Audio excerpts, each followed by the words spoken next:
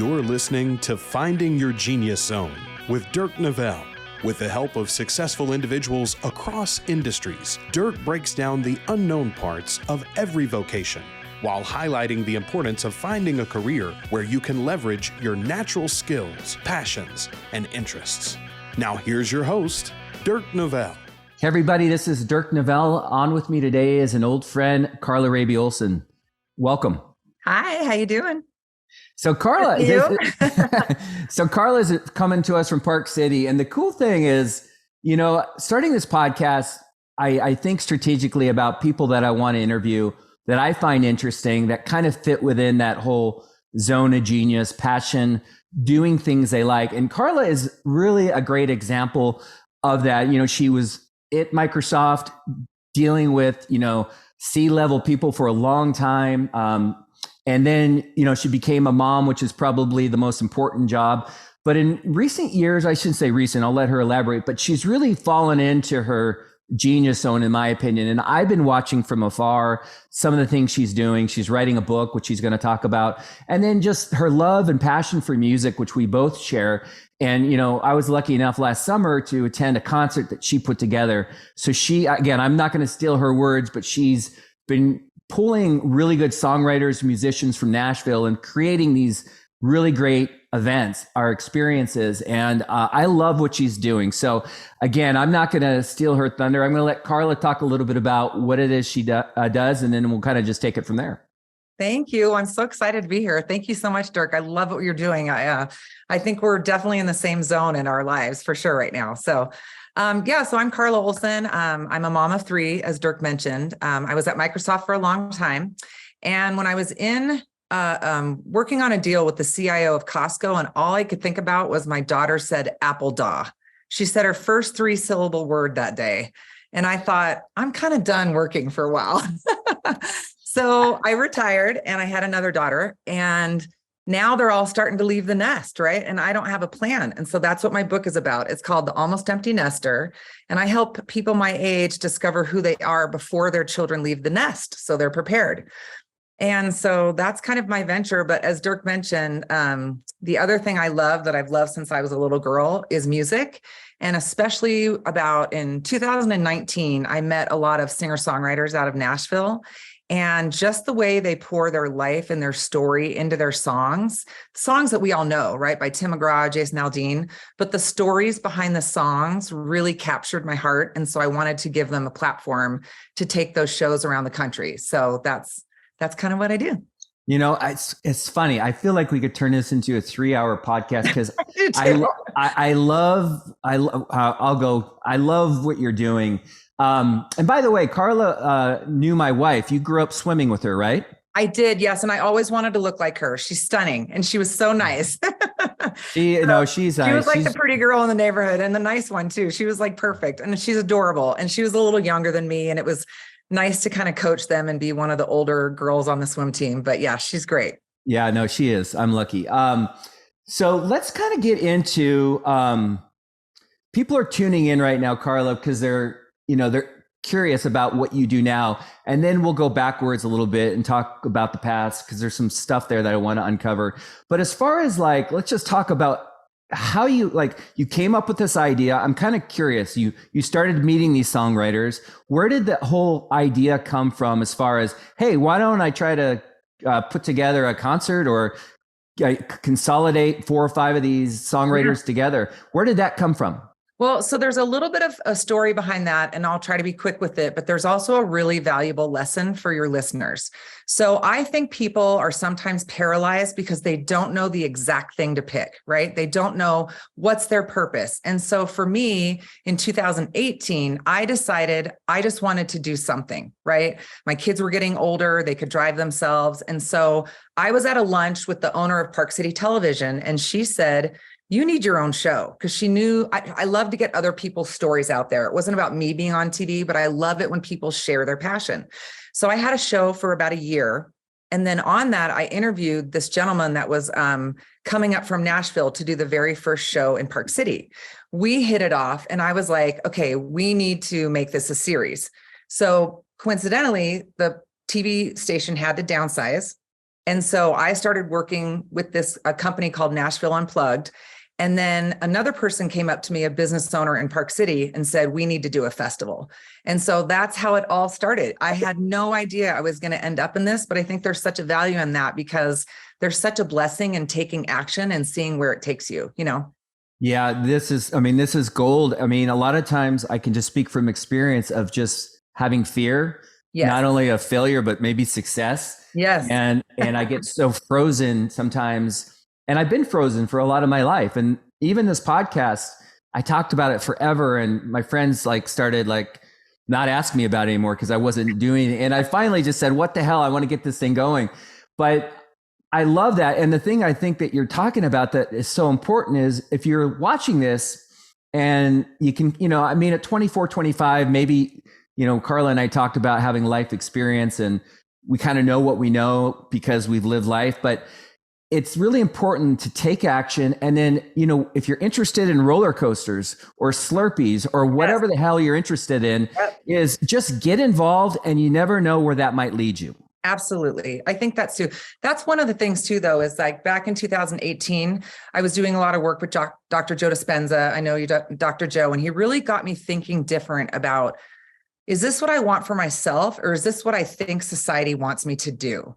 And so once I had the courage to let go of what I thought society wanted me to do, how to be, how to look, how to act, what to wear, all that stuff, it's just ridiculous. Literally, that's when all of the opportunities presented themselves. So the life that I'm living now, I could not have created from a space if I was still worried about what other people wanted for me. When I first started stepping to that power, I felt like, oh my gosh, am I being selfish or all that? And that's just an old, antiquated guilt trip that we don't need anymore because we need to see ourselves shining. Our children need to see ourselves shining because then that's going to give them permission to follow their passions. So I would just say, if you get that little gut feeling of, oh, I should take this job because it pays money and my parents would be proud, I would just go inward and say, is this truly what I want? And I swear you'll get the answers all the time. I love it. I mean, I would like to ask you maybe your advice on, and my comment on that, by the way, is it's a very exhausting life. Yes. To run a race that you really don't want to win. Yeah. And yes. and I don't know how else to say it, but I felt like I've done that for most of my career. Yes. As I'm doing something and I'm in, Gay Hendricks talks about in The Big Leap. I've been in my zone of excellence for most of my career and I'm good at what I do, but it doesn't light me up. It doesn't bring me joy. And I've always been very, especially with Dr. Joe and some of the coaching, very aware of when I am doing something I love, how I am around my wife, my kids, how it lights me up, and I'm a better version of myself. My question is, and I know you have daughters, and I know you think like this, but for somebody that's young and they've got all these voices in their head, society, social media, there's just so many influences. I wasn't thinking like this and I was a sensitive kid. I cried and I was, I had a dad who scared me so I could read a room really well, really quickly, 100%. But I wasn't even thinking like this. How do you get younger adults, if they're listening to you and they're like, I think I understand what you're saying, but how do people, any advice on getting them to kind of go inside and really try to identify what makes them unique? Absolutely. So I think, first of all, you and I grew up in a very good time where there was no social media, right? We're very lucky. And so I can't even imagine with, the wisdom that we have and how we feel bombarded by social media and pressure. Imagine not having the wisdom that we have and having all that put on you as a 15, 20, 25-year-old, right? So this is actually something that I talk about in my book that's not only applicable to, women trying to create their second act, it's for anyone that wants to really get clear on what matters to them. And so what I call this is called the 10 C's. And they're words that start with the letter C. So you have to get really quiet and notice, like you said, when you're doing something you love, you can feel different in your body. But ask yourself, what are you always conversing about? When someone starts talking about it, you could talk for hours without any prep. Right. What what do you care about? What are you really compassionate about?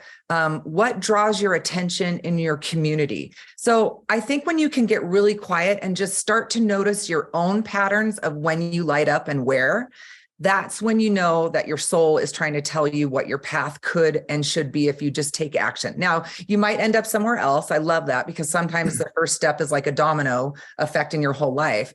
But I think it's really just going internal and just noticing those patterns of where you really light up, where are you really convicted? Like, I have friends that are in their flow, as you call it, and they are so convicted about a certain things, like non-negotiable. I don't watch Netflix anymore because I'm writing my second book. So instead of, they turn the TV off at 9 p.m., they go to bed, they get up at 4 a.m. and write. So they're very convicted in that habit, So I think if you start to notice those things that come naturally for you, in many different settings, but then you'll start to see the trends and probably be able to follow a path to where you think you should probably go.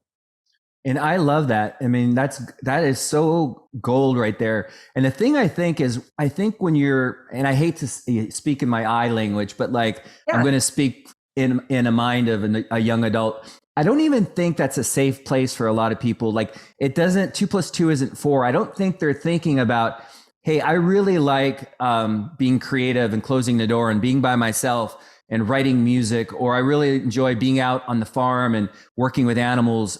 And then, oh, by the way, I wonder what that could translate to in terms of a career. I feel like people think of job and then what I love to do, and that's fine. There are people that don't care what they do. They just want to go fishing twice, 2 weeks a month. But it's just thinking about like how you want to spend your Monday morning, Tuesday night, that's the shift that I want to see in people. So I love what you're saying. I just think it's not something that parents or maybe people's peers are talking to them about. So I don't know, as far as advice, if like being around the right people, getting a coach, if someone's watching this and they're kind of alone and they don't have that network of support around them, that's kind of the audience that I'm trying to speak to right now. So you would say maybe sit down, maybe identify what you love to do, like the perfect day. Yeah, I think it's more just like, for me, for example, when I applied those 10 C's to my life, I found that I was always conversing about almost being an empty nester. Everywhere I went, at high school graduation, any milestone, my kids turned 18, they were applying for colleges. It always came up that I was conversing about what am I going to do when I'm in the empty nest? But to your point, for someone that's younger, first of all, I actually think this generation is hopefully going to break the idea that they have to go work for a company for 40 years and get a pen. I think they have the entire world at their oyster if they would just trust their instincts. Now, I know this generation has a lot of pressure on them to have all AP classes, to have a 5.0 graduating high school. That's not me. So I chose not to even talk about that because I was raising artists. And some people looked at me like, well, why are your kids not in sports and doing 5,000 things? I'm like, because I'm creating the people that are going to run Pixar, and that's okay. So from day one, I was okay with being different because I knew that different meant they're the outliers, they're the geniuses, and they have to not go outward to look for approval of their specialty. If someone loves to fly fish, we have someone here in Park City who takes, people like Kevin Costner, when people come into town to film, he takes all these people fly fishing and he has the best life ever. And all he does is fly fish every day. So I think there's a possibility in anything. I just would hope that the younger people wouldn't listen too much to the older generation that didn't know how to think like we do. Don't give them the power to take away your love. Right? That's awesome. Yeah, I love it. I mean, it's your life. Yeah. And you and I both are at that age. Unfortunately, we're starting to see people that we love and know move on. Yeah. And I don't mean to be sad or no, it's terrible. Life is short. And there's a gentleman I interviewed recently, and I know I'm going to Tommy boy this. I will say it the wrong way, but like the worst thing is meeting the version of the person you could have been. Does that make sense? Have you heard that one? Oh my God. I literally go to bed and like sometimes people talk about when you die, you can review your life. And I'm like, but I don't want to see all my regrets of things that I shouldn't. I should be on stage singing somewhere. I know. I mean, that's just, to me, it's like, I've always played it safe, and because it wasn't safe to fail when I was young as a kid, and I don't want to play it safe anymore, and so I'm working on that myself. Getting back to kind of your love for music and putting together these shows. So my assumption is there's a bunch of skill sets that you're a businesswoman but you're also creative, and you have to sell yourself and the idea. Walk us through just kind of from start to finish, if you don't mind, if someone's curious, whether they want to do that for artists or musicians or whatever. Break dancers like Pat Royer. Remember Pat? Yes, he was my prom date. I love Pat's breakdancing. But walk us through what that looks like, kind of like you have an idea, and then at the end of the day, people show up and they enjoy the experience. But there's a lot in between. Can you walk us through what that looks like? Yes. So for this one, I have to say it wasn't my idea, but I had ideas of what it could do. So there was this, this Nashville Unplugged where these singers they still perform at the Mandalay Bay every Friday. They've written songs for everyone that you can imagine. And then they met my business partner, Jillian, and brought the show to Park City. So my role was really, I like to promote, I like to get sponsors, and then I like to get the community there. That was sort of my role. And so when the Songwriter Festival turned into a different thing, the owner wanted to kind of take it a different direction. That's when Jillian and I partnered up, because I saw the vision of taking this around the country. So we reached out to the Bluebird, we reached out to Chris at the listening room, and the listening room was like, oh my gosh, if we could take this around the country, then that would really help promote our place down in Nashville and just bring that Nashville experience around the world. And so Jillian really was, she does all the details, all the event, but my vision for it was to get the sponsors there and to get people like you and Tammy Luger, like people that would really appreciate and enjoy these experiences. And they're more than just a concert, you'd probably say. It's more, the experience. So I think for me, when Nashville Unplugged was just in Vegas, I'm like, why is this not all the way around the country? Why is there not a Netflix special? So then I got them in touch with CBS and all that. And so I definitely have that skill to see the vision of where things could go. And I think for me, I just started. I can't emphasize that enough, is if you have an idea or you love something, there's other people out there that nowadays you can find anyone, anywhere that shares your interest. And I would start really building a community with people that have the same love that you do, right? So I have a very tight songwriter network now. I can put on a concert anywhere and I didn't a few years ago, but now I do, because I just had that courage to get involved because I knew other people were going to love it as much as me. So I just trusted my gut, really. I'm listening and I'm thinking, like, when you follow your heart. Yeah. I've never been one for public speaking on mortgages, or I used to be in technology. It's like, I don't love that stuff. It's not passionate. So I can't BS myself up there and get excited. But when I speak from my heart, I don't really care, because Popeye, I am what I am. This is who I am. And I feel like when you're talking about music, you're it's so in part of your DNA and your heart. It's not, I don't know. I guess the lesson is when you lead with authenticity and passion, it's you can't lose. Yep. Well, I have a short story about that. So back in 2011, the X Factor came to Seattle. And so this was back when I was obviously a little younger. I was 41, and I was trying to get that. I was sick of playing it safe. Just like you said, I had done that my whole life, and I knew I was meant for bigger, better things. And so I thought, fine, I'm going to go try out. There's 55,000 people. And I thought, there's really good singers that are doing this. So I'm driving there. I didn't even know what songs I was going to sing. I get there, there's no parking. And I'm like, well, I'll stay if there's a parking spot. And all of a sudden, one right in front of the stadium opens up, right? So then I do the same thing. The inner critic's going, I can't do this. What am I doing? I'm like, fine, I don't have any headphones. I got to at least practice a song or two. I open up my car door, and on the ground is a brand new pair of headphones sitting right by my car. So long story short, I get in, I end up getting a golden ticket. I was listening to people all day long that didn't get picked that were amazing. But see, that is the point. I was not the best singer in there, but I was in my flow. I was doing this from my heart, and I can sing okay, but when they look for someone to give a golden ticket and go to the next round, they're really seeing if this is your thing. They're really seeing is like, can I see her soul when she sings? Because there was like better singers that got sent home, but that's not the point. That's not what this world is looking for you. They're looking not for perfection. They're looking for your passion and your purpose. And I promise when you're in that flow, it'll come out great. It just will. Oh, that is powerful. And by the way, I can't believe I don't even know this, that you were on that. I mean, it must have been on TV. No. The second part of the half is I didn't make it to the TV rounds.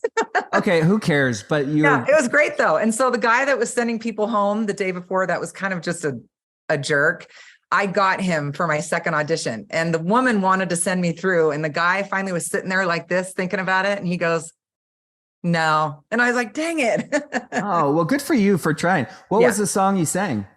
I sang 2 country songs. I sang a Faith Hill song that I sang for my daughters. And then I sang a Reba McEntire song. So, oh, that's really cool. Yeah.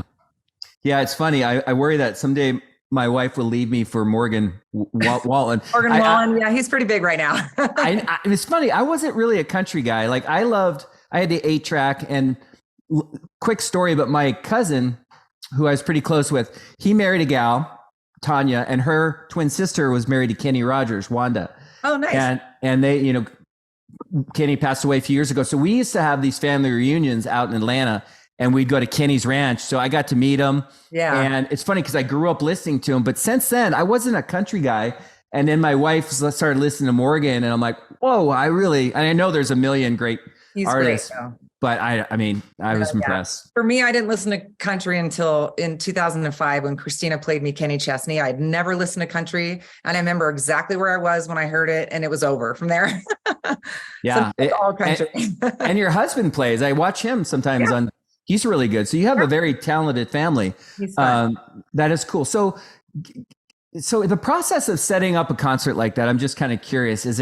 I know that you're not doing it alone, and is this partner of yours still involved, or are you doing it on your own now? Yeah, no. So I took a little break. So Jillian's kind of running the ones out in Washington now. And I can't tell you enough. She's phenomenal at what she does. Like the songwriters will get off the stage and usually be tired from singing after 2 days. She tunes the sound so perfectly that they're like, we could play for a week. So she's very into the little details of what it takes to pull off a concert like that, like an experience like that. And is the why? I mean, there's a book, 7 levels, like why are you doing that? Why you do it? And then you finally get to the why. Is the why to share something that's really important to you for others? For me, I love to connect people and get out of the way. I'm sort of not one that wants to like take the credit or be on the stage or whatever, but I just feel like there's so much going on in the world right now, and we're so busy, and we have all these expectations on how to be a good dad and a good mom and what a good student is, and all these pressures on our kids. Really, my why is just to get 200 people in a room for a couple hours and have them laugh, cry, sing, and connect.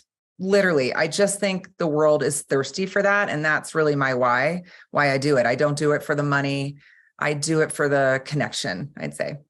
I'm guessing though, somebody they shared your passion, they could probably make a career out of this, correct? 100%. There's people that do this all the time. And depending on the venue size, like 150 is about, break even.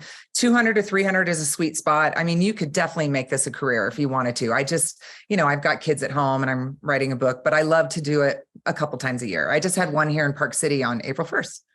See, I think what's really cool is if you're watching this and listening to Karla, and like maybe you're not into music so much, but like what she did though, I mean, maybe you're into juggling or whatever, and you created something around a passion of yours. So I think the lesson here is doesn't really matter what it is, but like there's a way to create something, and you never know where it's going to lead you. And I think the key is just to take a step forward and experiment and maybe lower the bar sometimes, maybe not have this grandiose vision of what it needs to be. Well, and I think on that point, like who defined the bar? right? Where, I mean, honestly, like what is success? I mean, nowadays we have so many tools. To use your juggler example, if they put together an online course of how to go from here to here in 30 days to be a juggler, and you could do it over Zoom and you charge $100 for a class, you could have an income, right? People would come and do that around the world. They would want to know how to learn how to juggle better in 30 days, or like this person's tips or tricks. Like, I think everyone has something to, sell or share. I don't like to say the word sell, because really more you're serving your audience, but I think everyone could turn their passion into, their career. I believe that without a doubt. And do you think, we talked a little bit about this earlier, do you think what's stopping people is the fear of failure or the fear of success? I actually think people are more scared of the power of their light than the fear of failing. I think as a society, some of us have been taught to remain in second place, to play small, and success is very scary. So I would ask people to just lean into that. And so if you're scared of success, the next question I would ask is, well, who in the world needs you to be successful? So like when I think of my almost empty nesters, this group of women I'm trying to get to kind of figure out their second act, that they still matter, that it's not too late, that if you're over 50, you're not relevant. It's not true, right? And so if you can't quite do it for yourself because you're nervous, really think about the people that you're going to serve, because then I could do that for them all day long, because it's not about me failing or winning. It's about me serving that community that needs what I have, that needs what I know, right? Yeah, I mean, I guess this is funny. I don't know. This is going down this road. It's a little sensitive. It's a little it's interesting though, and that's I'm going to go down this road. Good. When you're vulnerable, and you talk about, would you say shining your light or showing your light? Yeah. Like, let's just say I failed in lending, or failed in something that I was kind of playing it safe with.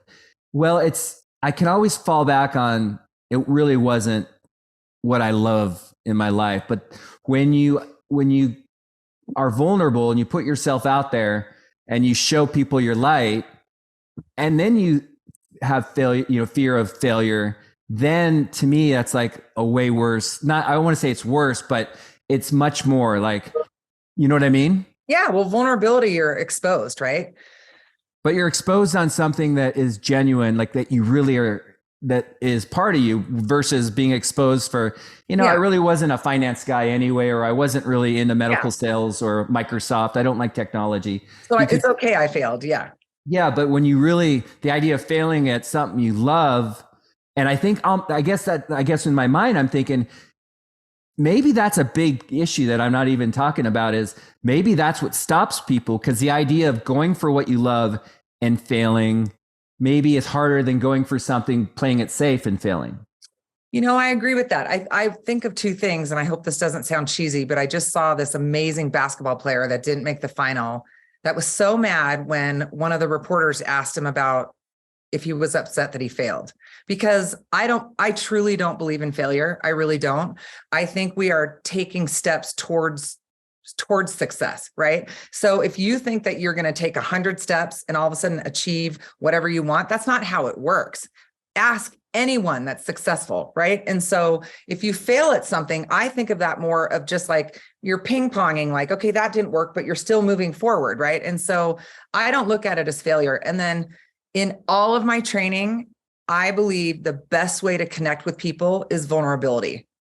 100%. That is absolutely the way to connect with your audience, to be like, hey, I tried this and this and I failed, but look, I'm still here. That's someone that you're going to follow. You're not going to follow someone that's like, oh, I got up and it was easy and I'm successful all the time. I mean, Michael Jordan had won 6 NBA titles. Do we ever talk about the 9 that he didn't have? I mean, come on. Yeah. And I was impacted too. I think it's Giannis with the Bucks. Yeah. And he's fantastic. This is good stuff. I mean, honestly, I was really interested in what you're doing, but I know the Dispenza and the meditation, and we share, I think, a lot of similar feelings and beliefs. And I love this. I love this content, and getting back to the dance or the difficulty and trying to articulate this to a younger person. And again, my podcast is for anyone. You can be 55 and, be interested, and you hear Karla and you're like, I'm going to do something like this. but that's the thing. Like I tell my kids, and they see me stressing about money and in my job, and I'm like, I just want them to be happy on a Monday morning. Mm-hmm. I mean, and I know might not what you That's a hear. book right there. That's a book, Dirk. Yeah. Also, you're trying to get people to break the cycle. That's what I've been trying to do since I was a little girl. So I can relate to your story, but you're trying to get people to not have to go through what you went through, because you are such a man of potential, and you're charismatic. You can get people, you can enroll people in what you're doing, right? And so I think trying to get your younger audience to just trust that in themselves and to block out. Like, I think some of the stuff they're hearing from an old generation, it doesn't even apply to what they're capable of. So they just have the courage to say, thank you so much for your input, but I'm going to trust my gut and go do this. Right. So, and I also think when they're hearing something maybe from their parents or their grandparents, they have to understand that their parents or grandparents are projecting their own fear onto their children. Because what if their children go do something and it's different? What if they only go to a 2-year college and they make more than their parents did because they didn't go to 4-year college or get a job? There's so much open for people nowadays and different ways to succeed that I really hope this generation listens to what they want to do, because I think the sky is the limit if they truly do that and they can break out of their old thinking, I guess I would say. Yeah, and I also just made me think of something. I've always thought about, like, and I don't mean a stereotype, but we look up to certain types of individuals, like maybe professional athletes, musicians, actors, actresses. I mean, teachers are amazing. I'm not at all saying that's success and this isn't, but a lot of these things we look up to are the barriers to entry. I mean, it's a very difficult world to be successful in if you're defining success by, making money. And it's interesting how we consider, like, we look up to these people, but they didn't choose safe professions. No. They choose, and you can't fake it in those professions. It's who they are, the fabric of who they are. So it's interesting when you look at the parallels of who we look up to, and how much room there was not to fail or not to be successful. But I mean, it's not, a lot of people want to be in a band or an actor, and it's not easy to get there. That's a great point. So I was on the set of Yellowstone 3 times when they were filming. And, you kind of have this idea of, oh, Kevin Costner's famous because he's good looking or whatever, which is true. And that scene that I was working on, it was season 3, episode 1. It was probably the most technical, beautiful, orchestrated thing that I have ever seen. Seeing like 200 people in motion, getting this scene ready, watching how he delivered his lines, watch how he repeated them, watch how he could do it from any angle, pick up from anywhere. I literally was like, oh my God, I thought it would be fun to be an actress, and it's a lot of work. So I think we have to look beyond, like, yes, we look up to certain people that are like, but like, think of Kobe Bryant, and that he was relentless with his training. I mean, just unbelievable. And so I think people, look up to these, actors, even like, Mark Wahlberg. He was filming something here in Utah. He gets up every day at 2 a.m. and works out. They're machines, so you have to really ask yourself, like, are you willing to do that? Because if you want that, that's what you have to do to get that kind of success, right? Oh, I know. It's crazy. I had a guy on earlier today, and he gets up. He's really impressive. He gets up at 3:30, and he's an ultra extreme endurance guy. Yeah. But he'll run 20 miles, 3:30 in the morning. I mean, it's a mindset. You can't fake that. I'm curious. It's funny. I also laughed because it's not about me at all, but I was jogging and I was walking, and there was only this little area, and this guy was walking towards me, and he was all cut up, and he wasn't moving over, and there was only room for one of us. But I'm like, this guy's like trying to pick a fight with me, and it ended up being Mark Wahlberg, and he was filming the movie Fear in Seattle, and I remember I got over but I'm like, I almost got beat up by Mark Wahlberg because he wasn't moving over, and he was looking at me like, get the hell over. What were you doing? He filmed Meet Joe Bell here, and I was on set for that one day, and he's just very like, he's golfing, he's working out, and then he's on set and it's go time. But that's what you were talking about. It's like, we look up to these actors or these professionals, and they are most of them, some of it, it's a fluke, but most of them are like truly so professional. It's actually mind blowing to watch them do their craft. It's excellence, right? I love that I mean, I don't even know what you were doing on Yellowstone, what your role was, but that's my wife and I, that's our time. We get involved with these shows and look forward to it. But that one has got me. That's a good one. It's amazing. Yeah. It's really well done. Yeah. So tell me about, do you have a copy of your book by chance? I have a copy of the cover. Okay. Yeah. So now tell us a little bit. I mean, you kind of have been, but let's talk about the book. And, I think there's 3 phases that you mentioned in it. And just talk about what you feel is relevant. Well, yeah. So I was really surprised to know that there's 22.5 million empty nesters in the US. And what kind of roadmap do we have to prepare for that? We have nothing, right? I mean, there's a lot of books on, okay, when your kids leave for college, how to like rekindle your relationship or how to like, stay in touch with your adult child now. There was nothing that helps you prepare before your kids leave. So I felt we were really missing a big touch point in society to get to moms, to get to parents, like maybe when their kids are just starting high school, to just start tethering themselves from their kids a little bit, to start thinking about, well, what do I like to do? Because like, I've been a parent for 20 years and all of a sudden I came up for air and I'm like, I don't even know if I like the same things that I did when I became a mom. And so 63% of empty nesters report feeling lonely and sad. And if you have financial difficulty on top of that, it goes up to 75%. And some psychologists say it can take up to 2 years for you to adjust for that. And I felt like if we got to parents early, I think we could really minimize that time and really understand that empty nesting can be such a blessing because we're older, we're wiser, we know what we like, we're okay saying no, we kind of know who we are and what we like. And so it's a really beautiful time. So I'm really hoping to change the conversation around empty nesting because it comes from such a place of lack, right? I want to get the conversation around like passion and purpose and, really like getting excited about life. Like you said, like waking up and being excited to be up on a Monday, right? That's what I want everyone that's our age and going through this experience to feel. Yeah, it's interesting. You and I both want to change the conversation. Absolutely. About something different, but that's what we're trying to do. Yeah. My wife and I are very similar in a lot of ways, very different. And we're so into our kids, just like you are. Mm-hmm. But like, we don't have a lot of hobbies that we share. Like we love the farm, the animals. Yeah. Like I like to ski. We do like movies, but like, I do wonder, I'm not worried because we're so strong. I've been with her since 95, but it is interesting because I think what you're saying is a lot of people wait and then it happens instead of planning for it. Right. And I see value in the preparation for when it comes, and that can take years to plan. And maybe you start developing a skill or a hobby together, and whatever that is. But I see a lot of value in that. Absolutely, and I think too, like when I really started diving into this work, a lot of times I'm like, well, my kids are out of the house. I'm too old to do something. And then I think about it and I'm like, wait, I had a career that was 10 years in software and I'm 53. I could have an entirely second career. Right. So I don't feel like it's too late to start anything.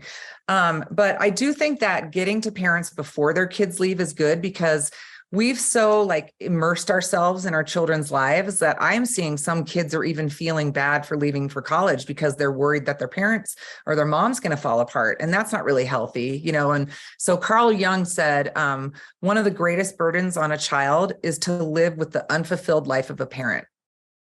And so when I hear that quote, and I actually take a minute to process that, I have a responsibility to find whatever lights me up and follow that, not only to myself, but to my children and to my community. So that helps me get out of the way of fear of starting anything. And so, I just dove in and here I am 2 years later. I've got, my book coming out in May and I've never been an author before and that's okay. And so, I just think we just don't want to squander this time that we have because it's pretty magical. I love that you're writing a book. I always joke because I wrote one it's very different. It's very like bathroom humor, but I also really believe in it because like the psychology of driving is, I'm not here to plug my book, but No, it's great. But it's called Road Rage Justified. But like, I can't tell you how worried. My son just turned 16, and driving is just a crazy psychology of where people lose their, you know what, like in a moment's notice. And I do believe, though, like this book isn't read as much as I'd like, but I think if more people knew about the book, they would run to give it to their kids, because it's all the stuff you don't know. Yes. But with what you're writing about, like, I think that I've never even heard of that. I don't want to say niche or that angle, but what an important angle, because so much of our lives are wrapped up in our children. And then all of a sudden they're out of the house, and then you're like, who are we? Right. Yeah. And it's been 2 decades really since we thought about that for a lot of us, you know. And so it was really interesting to me when my oldest daughter, when she graduated in 2019, the energy of the parents on the field, and, oh, it's graduation. And yes, people were saying, oh, you're almost an empty nester and blah, blah, blah. And there were some people there that, you know, obviously that was my first daughter, but other parents this was their last child leaving the house. The energy at graduation and the energy that I saw these parents coming back from after they dropped their kid off from college, it was almost unrecognizable. Like, one of my friends was crying, and she's like, I just go back to bed and I get up, I wander the halls of TJ Maxx and try to kill my time. And I'm like, people, we are way more important than just to like try to spend these years killing time. And so, anyway, that's what we're trying to solve here.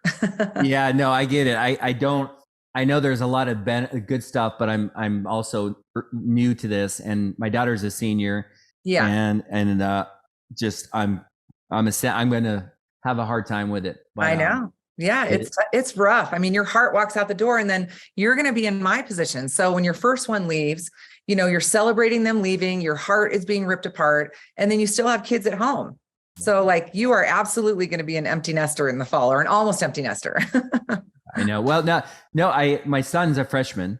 Yeah. And my daughter is a senior. So I got some time. Until he's gone. But so one of the things as we wind this down, because you can speak this language, and again, this audience, it's I want to help them live a better life. I want them to have more joy. People, one person was drilling me on why I'm doing this, and he kept saying, why? And it's like, you know, as a kid, I had a little bullying in my life with my dad. And I realized, like, I feel like society is kind of a bully, and I'm not trying to play the victim, but I feel like there's so much pressure to go down these roads. And like you talked about the bar, and who sets the bar, who is that? So and that's just kind of like, and I'm not like in a negative way, because we have I think it's very true. Yeah. We have the right to do whatever we really want, but it's difficult when you have so many voices in your head. Meditation. So you've been down this road longer than I. And then when I found out that, you know, there was a connection with Dr. Joe Dispenza, I was like, oh, that's really cool. Cause he kind of changed my life in a lot of ways. And the thing about Joe that I love, and I got to know him a little bit, is it's not cultish. It's not like I have to pay him money to meditate. Like, I can do it in my closet, and I've just learned skills from him. But I really try hard with my children to get them to try to do it, and they have, but that monkey brain, it's so hard to shut off sometimes. Would you have any advice to, like, because I think meditation is just, as you know, it's a great way to drop out of your head into your heart and get present. But I think it would be such an important tool for young adults and trying to get clear on what they want to do in their life. Absolutely. I think, you know, when we're dealing with kids, it's always better if it's their idea, right? And so it's like, well, how do I get it to be their idea that meditation is good for them, you know? So for me, I actually focus more on teaching them just about chakras, and with artists. So both of them have done artwork around, like my middle daughter, Riley, she's my oldest of the 2 artists, but she wrote a book on chakras. And so it's Charlie the Chameleon Learns His Chakras. And I just thought, okay, I'm going to see where this goes. And so this chameleon, which I thought was a perfect animal that she picked that can take on anything, goes through all the chakras. Like the first chapter is the root chakra, then the sacral, and changes orange and yellow all the way up to purple. So I love that she got that concept. And then I thought, well, don't you think it's, now that you know the importance of your chakras, how do you think best to tap into them? And they're like, well, meditation. Right. So I think for me, I didn't lead with meditation. I wanted to teach the semantics first and get them themselves knowing that it was important to know their chakras and where energy sits and why. And then for them to understand how to tap into it, it was definitely a process. I mean, I came home from Dr. Joe, like everybody has to do this. And that's not how it goes. So No. I think now that they understand just those basics about it and how to tap into it and really the why it would matter to them, that's when I think they were more open to it. So I want to stick on this for just a sec. So like, you know, when you, and these aren't my words, so I'm not trying to pretend I'm smart, but like thoughts, right? Those are like clouds in the sky. Like I find myself comparing myself to somebody and like, or thinking, God, you know, he just sold his company for $1 billion and here I am like slow, you know, and then these thoughts I have, and they're not really, it's not really the world that we're living in, but sometimes I don't know how to say this. We feel like our thoughts are reality, but they're just thoughts. And Right. I feel like, and I hope I'm not losing the young people right now but like the thoughts that you have aren't necessarily the real world. Right. And I think getting hold of your thoughts and realizing, you know, calling them out, is it real or is it just a thought? Is really important because I think that shapes the way we feel and our emotions, as Dr. Joe talks about.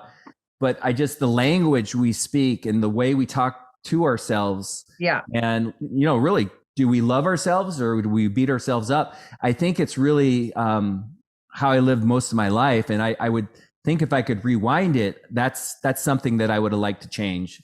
You know, I'm on the same page 100%. I thought every thought that I had was reality. And when I learned that it was, the way I look at it is like, think of rush hour traffic, right? And you're going the opposite direction and your thoughts are coming at you like cars, right? I'm going to let those cars go by me. And if I want to choose like, oh, I actually resonate with that one, I'll put them in the car. And then, but I'm the one that's choosing the exit. No one else is in the driver's seat but me. So sometimes a thought will come in and I have to stop and ask myself, like, is that true? Dr. Amen talks about this a lot, or Amen. Do you know him, Dr. Amen? Yes, but I don't know much about him. Yeah. So he talks about it and he's like, you have to stop and do 3 things. And I hope I can remember them all, but he's like, is that true? Is that true for me? And is that something I want to take forward? And so for me, I wish I would have had this 20, 30 years ago, right? But in the last, I'd say, when did I start working with? Probably in the last 8 to 10, I really have been able to master a lot of my thoughts because I know that they are not me. That's just for the younger people listening. You have to know every thought you have is not truth. It's not the way you have to be. It's just information coming by and you can pick and choose what are your thoughts. Like if there's one of them where you're like, yes, I want to follow that, because thoughts create feelings, right? So if you're constantly having these negative thoughts, they're called ants. They're like automatic negative thoughts. If you have all these ants happening in your brain, you've got to get those out and don't react to them. Just know, like, just let them just go on by, just like the wind. Just don't even land on them because they honestly are not reality. So I love it. The other day I signed up. I don't ever do this, but I just think, and if I'm saying his name wrong, Matthew McConaughey. Yeah. Did you do that? I was going to do it, but I couldn't do it. I was on spring break. Yeah. So I did it, and then I paid. All right. All right. And I think he's really an interesting dude, and I like his book, Green Lights. Great. But he was on obviously with Tony Robbins and Tony's partner. Dean. I forgot his. Yeah, Dean. Dean. What was Dean's last name? I can't think of it. I don't know. And then there was a woman, and then a black guy. I forgot his name. But they're all in the coaching world, and they were talking. They were talking about. The one gentleman said something. He was an ex-athlete, played football at Baylor. Really cool. Yeah. I forgot his name. I do too. And he's so good. He pops up on my radar all the time. And I'm like, I've got to follow this guy. He's amazing. I know exactly what you're talking about. Yeah. So he said something which was really interesting to me. And it kind of revolves around career. And he was talking about passion and doing what you love, because a lot of times people around you, like your parents, grandparents, whatever, they don't want you to play it safe, but they don't want to see you fail. So like a lot of times I think what happens is the voices that we're getting from the people we love, even though they love us, is they want us to, they don't want our worlds to crumble. Like, Right. and so like becoming an athlete or a musician or whatever, an artist, it's like they don't want you to experience like the downside of that. And he's like, even though these people love you, they're not the people to listen to. Does that make sense? Yes, 100%. Oh, I don't. And I think too, like we have to remember the most expensive thing at the end of our life is going to be the regret of stuff that we didn't do. Right. I mean, I could see you sitting out by the fire, writing this music and eventually like being like, God, this is kind of good, and turning it in. And they might be like, hey, you should take this workshop. And so this little path could open up for you that you're just getting that out of you. Right. Like I took a songwriting class with Carly Sackett, and it was amazing to get in her brain. And I did it with Ryan Tedder too, of One Republic. And just to understand how they think and all that was great. But no, I think you should, I think people that love us are trying to keep us safe, but we truly know what's best for us. Obviously they don't want us to fail, but then that means they're projecting their definition of success onto us, right? So we really need to get clear with, what would make me happy on a Monday to wake up?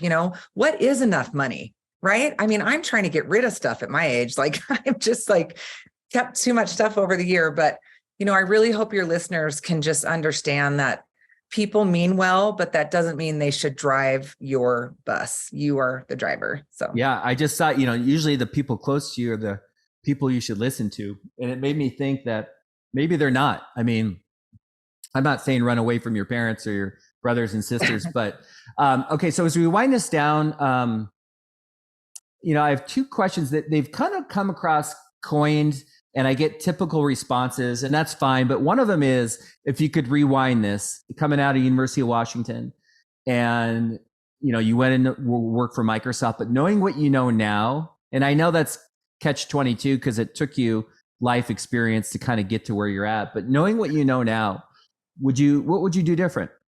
Well, as long as I could take my husband and 3 children, Yep. I would be living I would have gone to LA after I took singing lessons with like one of the best teachers in Seattle. And I would have followed my passion for music without a doubt. Like singing in a band or singing Singing and songwriting. Yeah. Nice. Yeah. LA or Nashville? Well, I would have probably been in LA and then gone through the whole LA awfulness and then eventually ended up in Nashville. You remember that movie with Ryan Gosling and the gal who's got red hair and they La La Land? Yeah. Yeah. I just watched it last week. Okay. I know. I'm not going to tell my buddies this. Well, they're going to see it, but I love that show. Oh, it's amazing. Oh, the scene where she's auditioning. Oh, it's my favorite. And there's words in there that talk about like all the artists, and I forgot, again, I'm Tommy boying it. I'm butchering it, but like that was such a powerful scene. Cause to me, that really spoke to, like these people that follow their heart are so brave, and it's such a valuable part of our society. And like that movie, I was actually at University of Santa Monica going to school. And so every month I would fly down there for class, and that movie, I'd always listen to the music, and I was down where they, in the same area it was filmed, but that's a special song or a special movie for me, just the music.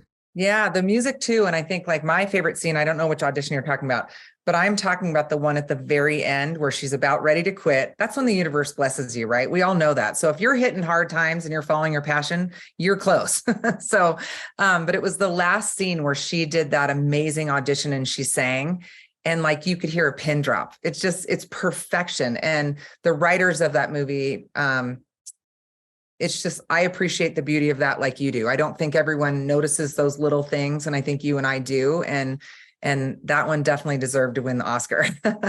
Yeah, it's the same scene. They say, tell us a story, and then she talks about her grandma or her aunt where you jump in the ocean. Yeah. Something, I don't know, but it was. But you know what? This is such a beautiful way to end this, because remember when you said that you can't get up and have the same passion to talk about mortgages or whatever. But when you're in your flow, and you keep talking to your listeners about that, she was in her flow. She was just talking about her grandmother, and it just comes out naturally. And that's why I was like, just trust that and you'll be perfect. It's fine. But just make sure you're in your flow, because when you're not in it, you can't fake it. You can't fake it. And it's not like, just for the record, like I like what I do. It's just not Yeah. my passion, Right. but the problem with me in the mortgage business, and it's not about me, but I think this is interesting too for others to think about, is like Dirk has these gifts, whatever my gifts are or my Right. skills. And like I feel a lot of fulfillment and I get a lot of joy of when I can be me. Like I'm kind of a smart ass in a good way. I don't want to make people feel bad, but like I like to be funny. And even this podcast, I'm kind of limited in my using my sense of humor. But like I need a second podcast where I can be more me. But You should go on the one with Sean Hayes and Jason Bateman. Do you listen to that one? No, but I love those guys. Oh my God, you have to. It's going to be your new favorite. It's called Senseless or something, and it's touring the country, and it's right up your alley. Anyway, side note. I love Bobby Lee, and there's this Andrew I don't know. I just love to laugh. It feels so good. But my point is, in the mortgage business, I'm really good at what I do. I care a lot about it. I care about the experience, but like what I have, what God gave me, what I was born in this world, what's innate to me, I don't really get to use those a lot in my profession. And my point in bringing this up is there's an emptiness that I think that, you know, if I'm talking to someone younger who hasn't experienced this yet, there's a joy. I'll speak positively. There's a joy in getting to be who you are. Yeah. Where like there's no regrets, and maybe I didn't make a crap load of money or maybe whatever, but at least I was me. Yes. And that's the part that's who, you know, that's what I want people to do is be them, be the best version of themselves. And like, I'm in a job where I just can't really be me. Yeah. I mean, people want the best rate and they want low fees and, you know, that's kind of what they want. So my point is, you know, try to find something where you can be you. Yes, absolutely. And I think, you know, like you said, your job's great. You're good at it. I worked at Microsoft. I was good at it. I didn't care about technology. I really just helped connect these companies together. That was where I shined. But yeah, I think just now that I'm in my 50s, that's all I want to do is just do what brings me joy and is my definition of myself and no one else's. Because if you're younger and you're getting this message in your 20s and 30s, you are going to be way ahead of everyone else because it takes a while for some of us to get there. I wish I would have felt like this back in my 20s. Like, you know, who knows what would have happened. So I know. And that's the part. You can't have regrets, but I do sometimes have regrets. And you're talking about like what Gay Hendricks talks about in The Big Leap. Karla and I are talking about like, we're good at what we did. We're in our zone of excellence. Yes. But what we're talking about is your zone of genius. When you get into that quadrant where the energy, the return on energy and is just like, wow. And that's my hope for people in choosing their life work. Last question. And I feel like I know the answer to this. Let's just say you couldn't do music. You couldn't do writing books, whatever. Actually, it's hard to take that off the table because my question is like, what is a dream job for you? And I really kind of genuinely think you're doing it. Or is it singing? You tell me. That is such a great question. You know, I think when the show Songland came around, it only lasted for a couple seasons, but it's kind of like American Idol, but for the songwriters, it's for the people who create songs. That would be my dream job, is to be a judge on Songland because it's not about me and getting my stuff out there. I love just laughter in those shows like that, but I love like getting people, I guess I'm sort of like always rooting for the underdog. So I want to allow people to have a platform like the songwriters that usually don't get that because their love and their message is so powerful. So that would be whatever that job would look like. And I guess it kind of is what I was doing with my events, right? But just allowing these people that do so much behind the scenes to have a platform to share their gift with the world, that makes me so happy. Just being in the back and watching everyone's reactions, that really is awesome. Yeah. I mean, God, you and I, we're friends. We went to school. There was a gap where we didn't really, and we've started talking again in recent years, but we really have like a lot of similarities. And I'm going to ask you a question because like after a couple glasses of wine or whatever, I'll come down to my office and I'll watch, X Factor, American Idol. And I have my favorites. Like I can watch them over and over. Like when genius is discovered, like when someone sings and can reach you with their talent. Yeah. It's like I'll never have that, not in this lifetime, but I love it. Give me two of your favorite like auditions, like that, just maybe one if you want, but blew you away. Well, one of them's really personal. So Wyatt Pike is a friend of mine, and he was in my daughter's high school class. And so he was going to try out for American Idol. And he kind of was dabbling in the songwriters. And I was like, hey, do you want to open up for like Earl Budley, like these heavy hitters, like Even Stevens, who was like the songwriter of the century. And Wyatt was just nervous. But that kid is so talented. I don't know if you watched that season, and then he ended up dropping out for personal reasons, but he was probably going to win or be in the top 3. So I'd What's say his name? Wyatt Pike. Okay, I'll look him up. Yeah, definitely look him up in his journey. I think you'll really appreciate it. And then I have to say, my other one is like Carrie Underwood. Okay. Only because it was like the first time that someone really made it. Like I felt like The Voice, like you'd have all these winners, and then I don't listen to anyone who's ever won The Voice. And I hate to say that out loud, but so for me, I like to see, like Carrie Underwood, Chris, I forget his name. He got 4th that one season. And the singer, the country one that went on, and he's doing really well. But I actually liked it when these shows actually helped create a career instead of just winning and then nothing happened, So that's what I love about it. Yeah. I gravitate towards, the Susan Boyles, the underdogs that, and then I love some of the, like the gal who sings the Fleetwood Mac song. She's got the YouTube. She's drinking the cranberry juice. That's not American Idol, but she's singing a cover. I don't know. She's singing I don't know that one. I'll send you the link. Okay, It's one of the most beautiful. And then Jai Wetford, do you remember that kid from Australia? No. I'll send you a few of these, but and then there's a bigger guy and a gal, and they do an opera. Oh, nice. I don't know. I can go on and on, but it's funny. I gravitate towards the people that you're not expecting. Yes. And then they open up their mouth and they're like, yeah, it's like amazing. So I agree. Yeah. Karla, anything that I didn't ask you? I mean, you understand the angle of this podcast, and you've given so much great information. Anything I haven't asked you, or anything on a tip of your tongue that you want to leave the audience with? No, I think, just I would tell the audience to go back and really listen to this podcast. I think like you said, there was a lot of gold in there that you left that, if these kids can really get, or these younger adults can get these concepts that we're embracing now in our 40s and 50s, I think it's just genius. That's what I would leave it with. Yeah, I think you said it as well as anyone I've interviewed. That's exactly, embrace these concepts. So Karla, you're awesome. I really appreciate it. Thank you so much for taking the time. You're welcome. And I'll see you at the next show. All right. See ya. Bye.